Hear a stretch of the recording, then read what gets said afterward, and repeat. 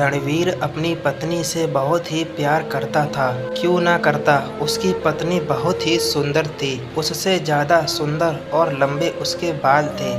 रणवीर एक छोटी सी नौकरी करता था। बड़ी मुश्किल से उसका गुजारा होता था।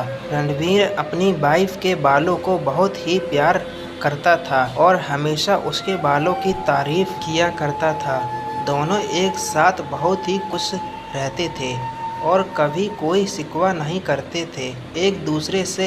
एक दिन की बात है, रणवीर की पत्नी की हेयर क्लिप टूट गई थी और उसको अपने बालों को बांधने में काफ़ी परेशानी होती थी।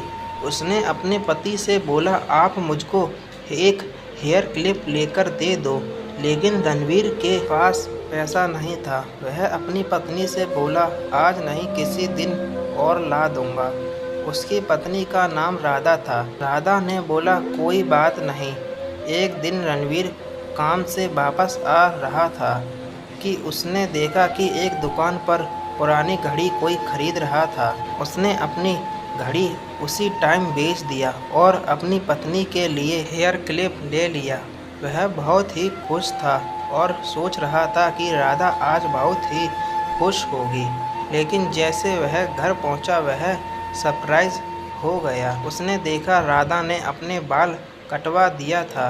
यह देख उसको बहुत ही अफसोस हुआ। रणवीर का आज जन्मदिन था और राधा के पास गिफ्ट देने के लिए पैसा नहीं था और उसने अपने सुंदर बाल बेचकर अपने पति के लिए एक नई घड़ी ली थी।